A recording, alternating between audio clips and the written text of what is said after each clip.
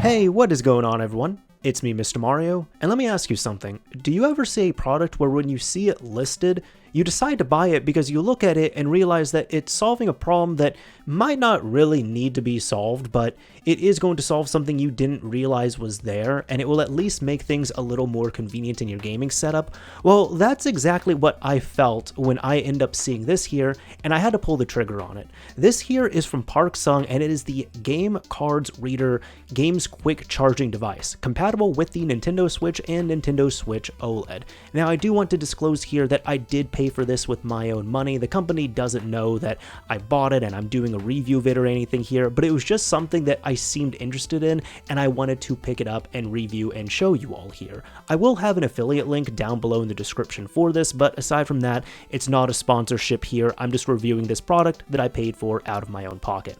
With all that out of the way here, I end up thinking this was a cool little thing and cool enough that I wanted to purchase it. Now, it's simple enough here. As you can see, it comes in a nice looking box, and when you open it, it comes with three things. It comes with the device itself, it has the instruction manual, as well as a little tiny USB-C to USB-A cable. Now, the instructions seem simple enough on here, but honestly, there's not too much to think about, and really, this is best if you just don't overthink it on here. Now, I'm going to acknowledge this is not for everyone. For me here, I have a Switch that I keep completely stock, and yes, I could solve this problem by just buying all digital, but here's the thing, I like physical collecting. I have a pretty solid collection of physical games for the Switch, and I do like having this all available here, so that's why I wanted to pick this up.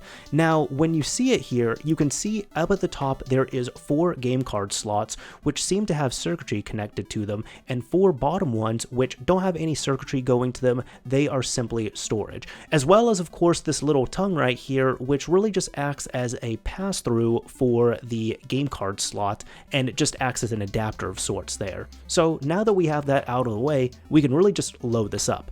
You will need to know which ports have what, and it's pretty simple to do here. The top ports are going to actually load up your games. The bottom ports are just going to be storage. So if you're going through your games and you realize you can only load up 4 games at a time, that is as designed, that is to be expected. So you will have to swap some games around if there's something else you want in your game array. The setup here is pretty easy. You just take the games you want, you pop them into the slot. You can also fill up the storage as well, and then from there you connect up the USB Type-C cable to it, and you need to provide a USB Type-A power source. Thankfully, this is low power enough that you can just plug it into the actual dock itself, which seems to be just fine. I have tested this on both official Nintendo Switch docks, so this would be if you have a standard Switch or if you have a Switch OLED, this is going to work just fine. I did notice that you can hide the cable pretty well in the back with the original Nintendo Switch dock. However, if you have a Switch OLED dock, unfortunately, since there's no USB port on the back, you will have to use one of the USB ports on the side. Just keep that in mind, not too big of a deal there. You can then physically mount it to the top of the dock like so. It ends up hooking on, and it seems to be pretty good here. Now, I believe here aesthetically that it seems to look best, and it was really designed with the original black dock in mind. However, as you can see, I have a white OLED dock, and while it works just fine on there, you can definitely see that it just doesn't look aesthetically as pleasing. It is just perfectly designed in my opinion here, or it was really designed in mind with that original dock. I don't have any reason to believe that this would not work on a third-party dock, but I do not own any third-party docks. I do not use those with my Switch, so I did not test them on here. Now, I feel like some people might have asked this, so I tried it out. Yes, you can use this portably. Do I recommend it? Absolutely not. But this is what you can do. You take your games, you load them up into the game card reader, you then hook up the game card adapter into the game card slot, and then you take the cable and you need to hook it up into an adapter which can adapt a USB Type-A connection to USB Type-C. That way you can power it on the Switch itself. And as you can see right here, I don't recommend this because of how it looks and how annoying and cumbersome it is to deal with. However, in terms of actually showing this in a review, it turned out pretty well because you can see clearly here, I have my Switch, I have the adapter, you're able to see the usage, and you're able to see that I am controlling the Switch here in real time. Now, how does it actually work when you're playing through everything? Well, it's really not noticeable at all when you're actually using this. The games still play fine, everything seems to read just fine on here, and when it comes to changing out the cartridges, all you need to do is close out of your game, press the button, and within 2 seconds, you've already loaded up another cartridge. I've noticed it takes less than 2 seconds to do this, but it's about 1 second to unmount your first cartridge and 1 second to mount the second cartridge. So it's a 2-second swap, easy enough. It is worth noting, however, just like using standard cartridges on the Switch itself, it is most recommended to close out of your game and then swap out cartridges. I did this right here. I'm not going to recommend it, but I did press this button while the game was playing, and it brings up this error right here. Do not ever remove your cartridges while they are currently being played. Always shut down your game and then switch out your cartridge. And the same thing is applied here. Make sure you close out of your game before you press the button to swap cartridges. And there you go. In all honesty, I don't have too much else to say about this review, and this is going to be a short one because I like this thing. It's simple, it's easy enough to use, and for me, I personally like it. I am a stock Switch user.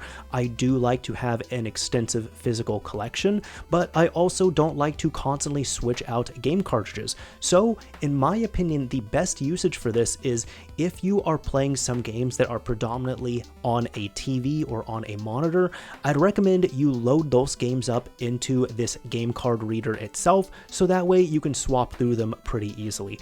I myself mostly use my Switch in portable mode, but there are a few games I only play in docked mode. So what I'm personally going to do is keep this hooked up to my dock, keep the games that I want to play regularly, which is really about 4 games that I really only play on the TV, and that way whenever I need to swap them out, I'll always have them at the ready and I can swap them pretty easily. Overall, I actually really like this device. It's simple, it's easy, it looks nice, it gets the job done, and if you are somebody who would benefit from this, then you might want to consider getting one of these. If you don't see any use for this and it wouldn't serve you any well at all, that's totally fine. I don't recommend picking it up if you're in that camp. For example, if you only play portably, or if you are a strictly digital person, you would really have no need for this device here. The only issue, if any, that I had with this device is that there were 2 or 3 ports I noticed where my game card slots just seemed to be a little bit too tight when I was putting in my game cards, but I did notice once I loaded and unloaded them a few times, it seemed to be fine. I'm just going to chalk that up to it being a brand new device that just needs a little bit of a break-in period there.